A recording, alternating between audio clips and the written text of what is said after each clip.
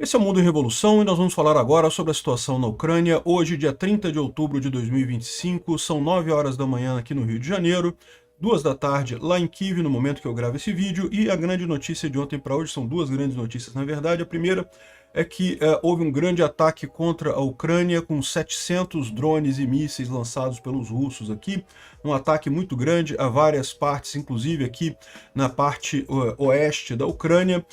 Danos aconteceram principalmente em Zaporizhia, em Kiev, também em alguns outros lugares por aqui. Um ataque bastante covarde russo, mais uma vez, contra instalações ucranianas totalmente de uso civil, né? A outra grande notícia é o Trump dizendo que vai voltar a fazer testes de armas atômicas, né? Vocês sabem, nos últimos dias o Putin tem entrado numa brincadeira de ameaças atômicas para cá, ameaças atômicas para lá, e está testando a arma X, está testando a arma Y, não sei o que lá, e o Trump falou, olha, os Estados Unidos vai voltar a testar a arma atômica também agora. Ou seja, o Trump está pagando para ver o blefe do Putin. Isso é uma coisa positiva, porque eu falo para vocês, o Putin não tem nenhuma perspectiva de realmente usar a arma atômica, ele ia ficar nessa masturbação e de, vou lançar bomba atômica, vou lançar bomba atômica e coisa e tal. E o Trump responde, então também vou fazer esses testes também, vamos ver onde é que vai isso daí, né? Bom, os ucranianos também fizeram ataque essa noite, tá? Teve mais uma série de ataques ucranianos aqui, principalmente em Gvardivsk, na Crimeia temporariamente ocupada, teve também em Simferopol, no aeroporto de Simferopol. Os russos confirmaram a atividade de drone na Crimeia, Rostov, Donetsk, Luhansk, Voronezh e Briansk, né? Então, os ucranianos fizeram um grande ataque também. Bom, essa noite também os ucranianos atingiram uma subestação elétrica na região de Belgorod, próximo daquela represa que tinha sido atingida também alguns dias atrás, né? Então você lembra que essa área aqui está toda alagada devido à represa que foi atingida, e agora os ucranianos atingiram essa estação elétrica, o que deixou esse pessoal todo aqui sem luz, né? E é curioso, parece que os ucranianos ou estão com medo dos russos fazerem um ataque a partir daqui, ou então estão planejando alguma coisa nessa região, porque, né, são dois ataques bastante sérios na mesma região aqui, né? Alguma coisa está se imaginando que vai acontecer por aqui nessa região. O mais provável nesse caso é justamente que seja um ataque russo que está sendo preparado aqui e os ucranianos estão se antecipando. Por que eu digo isso? Se os ucranianos fossem fazer o ataque nessa região, você destruir uma represa não é uma boa ideia, né? Destruir represa você destrói quando você quer evitar que o inimigo avance, porque você está dificultando a movimentação naquela área. Enfim, vamos ver o que vai acontecer aqui nessa região. Eu imagino que os ucranianos estão imaginando que os russos vão fazer alguma coisa aqui, vão tentar algum ataque por aqui, né? Bom, ontem a gente falou que os ucranianos atingiram pequenas refinarias, 3 pequenas plantas químicas em pontos diferentes da Rússia. E aí vem a questão, né? Por que a Ucrânia agora está atingindo pequenas refinarias, né? Lembra, a Ucrânia atingiu várias grandes refinarias nos últimos dias, mas ela tem algumas refinarias grandes na Rússia. Por que os ucranianos atingiram essas refinarias pequenas, né? Bom, certamente não foi por sua capacidade ou complexidade, porque ambas têm operações limitadas, capacidade de 2 milhões de metros cúbicos de coisas, 600k toneladas por ano. A questão é que, segundo está dizendo o Will Tail aqui, elas têm uma grande capacidade de armazenamento, então são refinarias relativamente pequenas, mas que estão com grande capacidade de armazenamento. E aí, qual que é a coisa? Lembra que os russos estão com este problema, né? Como as refinarias estão destruídas, eles precisam, de alguma forma, armazenar petróleo, né? E daí suspeita que eles estavam usando essas refinarias menores, enchendo os reservatórios dessas refinarias menores, né? Eles dizem que provavelmente os ucranianos aqui perceberam que depois que eles atingiram as grandes refinarias, essas refinarias começaram a ficar muito ativas, que os russos começaram a fazer muita coisa ali, então provavelmente porque estão justamente usando elas como backup, né? Daí o ataque nessas refinarias menores pode ser uma alternativa, né? Aqui, esse vídeo mostra a ação de forças ucranianas ali na região de Lima. Os ucranianos ali estão contendo o avanço russo por ali. Capturaram alguns soldados que estavam ali nas trincheiras ali na região de Lima e mostrando como é que, embora, né, a região pareça muito infiltrada pelos russos, é a mesma situação de Pokrovsk, a mesma situação de Kupiansk, né? Muita infiltração, mas a verdade é que os russos não têm uma linha de suprimento clara, não têm uma maneira de se manter nessas regiões, né? Então os contra-ataques ucranianos acabam sendo muito efetivos aqui. E é curioso que o Putin estava apresentando esse mapa aqui de Pokrovsk, dizendo que não, que nós já fechamos o cerco em Pokrovsk e Minograd, que já tem agora 7 quilômetros só aqui entre Rodinsky e Pokrovsk, a área ocupada de Pokrovsk, não sei o que lá. Tudo isso baseando naquela bandeirinha que o pessoal colocou na entrada de Pokrovsk, sendo que é o que eu falo para vocês, aqui tem infiltração russa em Pokrovsk, é lógico que tem, mas isso daqui está ocupado como está mostrado aqui no mapa? Não está, não, está muito longe disso, né?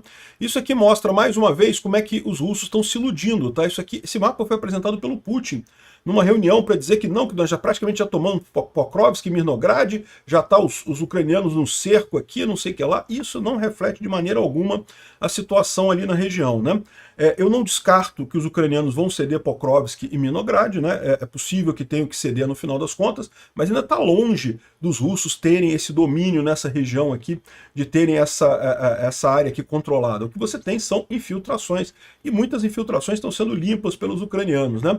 É aquilo que a gente fala, os russos têm essa cultura de mostrar relatórios positivos para cima. Então o Putin recebe um monte de novidades ótimas, olha, avançamos um monte de coisa, não sei o que lá, mas na prática a história não é bem essa, né?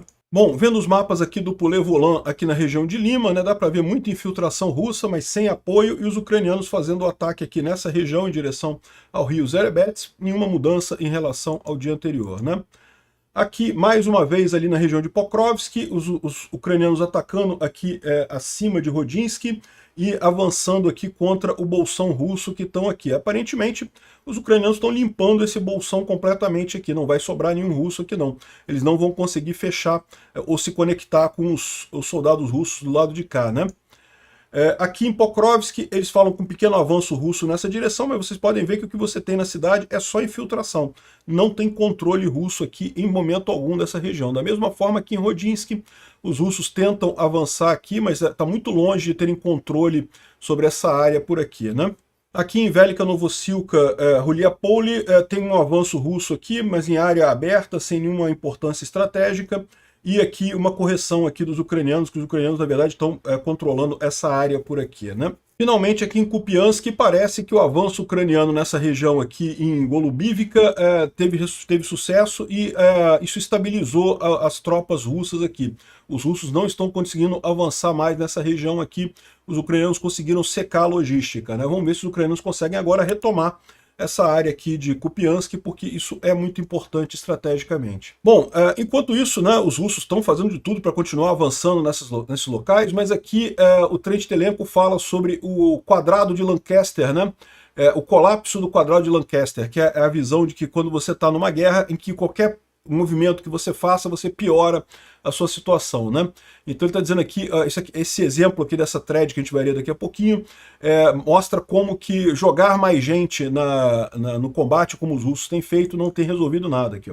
Um soldado russo lutando em Chassivyar diz que novos recrutas que são mandados para a linha de frente morrem quase imediatamente. A sua própria unidade teve mais de 90% de baixas.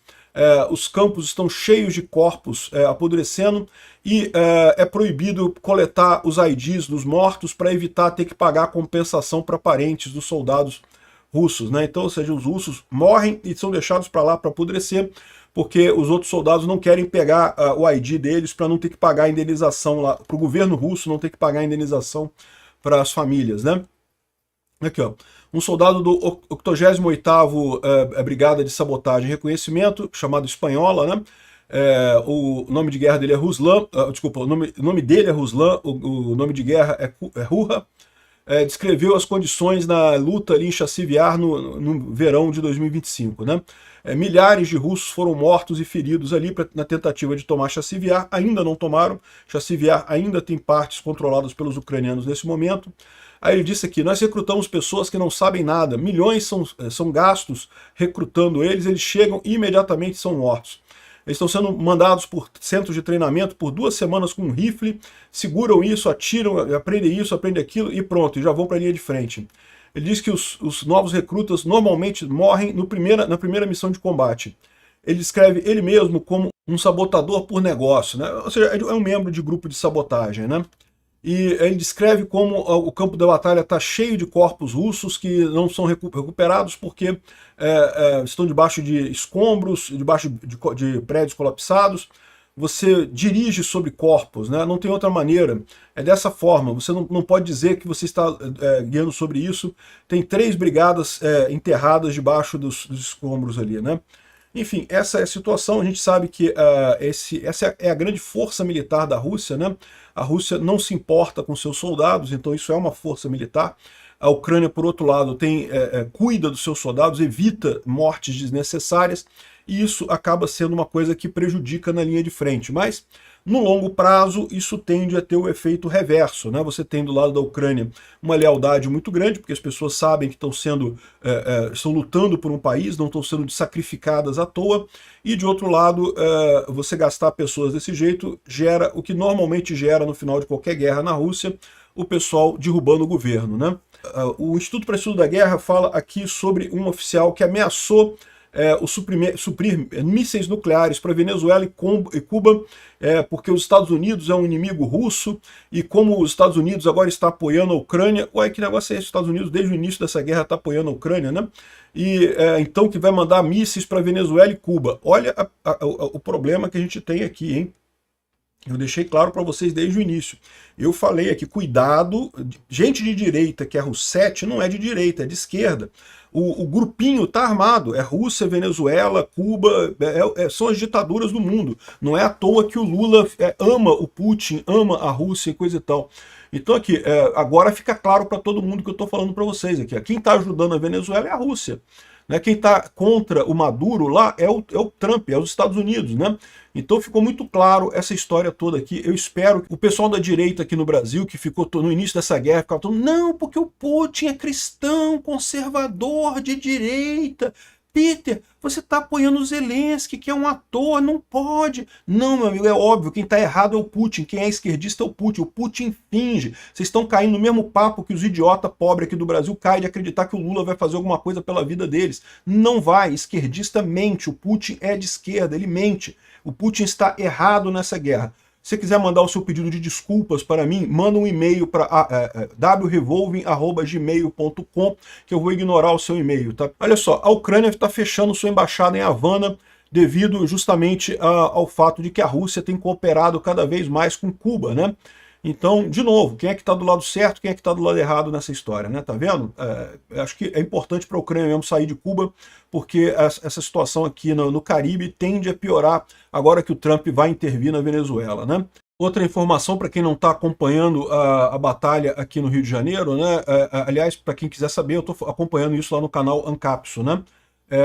Muitos dos armamentos que foram apreendidos com o Comando Vermelho vêm da Venezuela e de Cuba. Venezuela e Cuba são inimigos do Brasil, né? Não para o Lula. O Lula ama esse pessoal e ama o Comando Vermelho também, mas para o povo de bem do Brasil, Cuba e Venezuela são os inimigos aqui. As armas que foram apreendidas lá no Morro do Alemão eram todas armas venezuelanas e cubanas, conforme a Polícia Federal Brasileira aqui, né? Hoje está mais calmo aqui, mas aqui perto de casa, particularmente, hoje está um inferno, porque fizeram um protesto. O Palácio do Governo do Estado é aqui do lado aqui de casa. E aí fizeram um grande protesto lá, os moradores reclamando que a polícia... É lógico, é ONG esquerdista forçando o pessoal a protestar, né? Mas enfim, estou acompanhando isso lá no canal Ancapso. Se você quiser saber mais sobre isso, tem feito vários vídeos sobre isso por lá. Outra coisa que o pessoal está comentando, né? Teve vários testes aí, o Putin tem feito um monte de teste de armas atômicas e não sei o que lá, como eu falei para vocês. Mais uma vez, sinal de desespero. O Putin sabe que não consegue segurar muito tempo mais essa guerra. Está tentando de tudo. Ele achava que o Trump poderia ganhar essa guerra para ele. O Trump foi fazer a coisa certa, agora o Putin está de novo com ameaças nucleares, né? E aí ele fez aqui um teste do míssil Poseidon, que é capaz de criar um torpedo do fim do mundo, capaz de destruir, criar tsunamis radioativas, fazendo cidades inteiras se tornarem inabitáveis e coisa e tal. Na verdade, como diz o Trump, aí foi um sucesso o teste, coisa e tal, mas o Putin não vai fazer isso porque ele sabe que ele não consegue resistir nesse caso, né? Usar arma atômica é simplesmente decretar o fim da Rússia, né? Mas o Trade Telenco avisa aqui que o problema de uma arma atômica debaixo d'água o problema não é basicamente você acertar, não é o tsunami que vai fazer o problema é justamente a água contaminada, né? É a água do mar com sal contaminado com radioatividade, né? essas detonações debaixo da água têm o pior dos fallouts, né, das consequências inimagináveis. Em julho de 1946, os americanos fizeram um teste com uma bomba de 21 quilotons no atol de Bikini, né, demonstrando que a realidade, que a radiação dos testes, eles não puderam salvar nada para testes posteriores, né? Uma bomba de 100 megatons seria muito maior do que uma de 21 quilotons, né? Muito maior mesmo, né? Mas é lógico, isso daí é a ameaça do Putin que não vai se concretizar. E o Trump respondeu, o Trump mostrou que não está intimidado por isso não aqui. Os Estados Unidos têm mais armas nucleares do que qualquer país do mundo. Nós conseguimos isso usando, inclusive, uma atualização e renovação das armas existentes durante meu primeiro mandato na presidência, né? Porque nós temos porque isso tem um poder destrutivo. Eu detesto fazer isso, mas eu não tenho escolha. A Rússia está em segundo lugar e a China num distante terceiro lugar. Mas pode ser, mas isso vai estar todo mundo empatado em cerca de 5 anos. Porque os outros países estão fazendo o teste. E eu instruí o Departamento de Guerra para começar a testar nossas armas nucleares numa base igual, né? Esse processo vai começar imediatamente. Obrigado por sua atenção nesse assunto. Ou seja, o Trump... E na verdade o Trump está escalonando, tá? Porque o que acontece? O que os russos testaram aqui foi um míssil, não foi a arma atômica, né? Mas o Trump mandou testar a arma atômica mesmo. Aqui, ó. Trump ordena testes imediatos de armas nucleares em resposta à Rússia e China. De novo, ele falou armas nucleares. Isso quer dizer que vão ser bombas atômicas mesmo ou armas capazes de carregar bombas atômicas, né? Aí, repara como é que teve efeito, né? Os russos imediatamente falaram, não, mas olha só, o teste com o Burevestnik e o Poseidon não são nucleares, disse o Peskov. Não, eu espero que tenham informado direito ao Trump. Não, Trump, não é nuclear, não, Trump, desculpa aí o teste, Trump. E não sei o que lá. Ou seja, o Trump está fazendo a coisa correta. É isso mesmo, tem que realmente bater de frente com o Putin nesse caso, não tem alternativa. Fiquem tranquilos, não vai ter guerra nuclear, não vai acontecer nada. O Putin não tem nem coragem, nem capacidade de fazer isso. Bom, agora, as agências de inteligência americanas dizem que não vem nenhum sinal de que a Rússia está pronta para fazer algum compromisso com a Ucrânia. Então, o Trump vai ter que aumentar as sanções para que isso aconteça e dar Tomahawks para a Ucrânia. Vamos ver quanto tempo vai levar para o Trump perceber que é inevitável ele ter que mandar armas para a Ucrânia para encerrar essa guerra, né?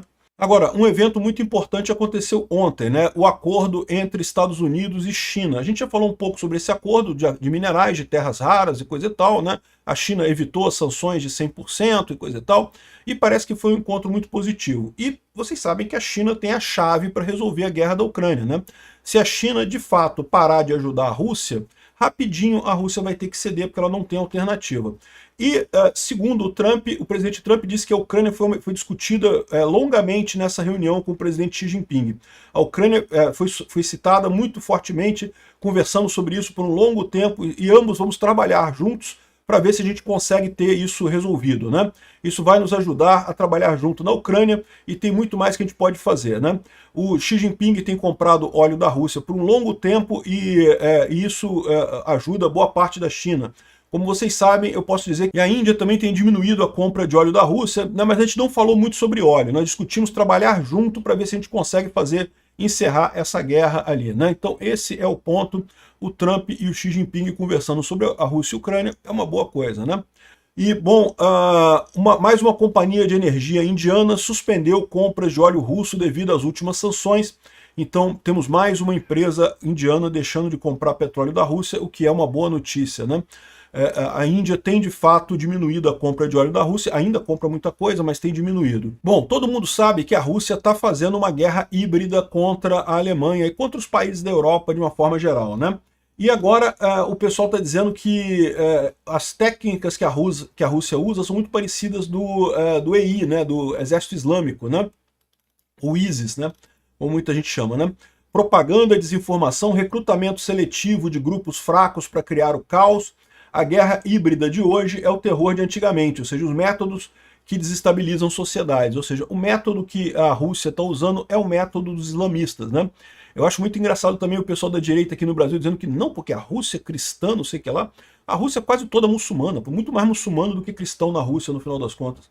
Enfim, que é o mesmo método, todo mundo sabe. A questão é quem que ensinou para quem? Será que não é a Rússia por trás dessa infiltração islâmica na Europa? Eu já falei para vocês, essa questão da migração para a Europa, migração eu sou totalmente a favor. Eu acho que países são linhas imaginárias, fronteiras de países são linhas imaginárias, né? As pessoas deveriam poder ir andar sem nenhuma restrição. Agora, eu concordo que o que está acontecendo na Europa é guerra híbrida, né? Ou seja, muito dessa imigração de gente dos muçulmanos ali para a Europa tem o caráter mesmo de guerra híbrida. Não são pessoas que estão indo porque querem melhores condições, porque querem trabalhar, não. São pessoas que estão sendo incentivadas por governos maliciosos a migrar para a Europa para desestabilizar a Europa. E a gente teve provas disso quando muitos muçulmanos da Síria foram enviados para a Finlândia, né? A Finlândia fechou a fronteira com a Rússia justamente por conta dessa infiltração que os russos estavam fazendo diretamente lá, né? E eu fico me perguntando quanto do resto dessa migração islâmica na Europa não é influência, não é uma guerra híbrida russa, né? E aí a dúvida que fica é essa, né? A Rússia está por trás disso ou é os islamistas que estão por trás da Rússia?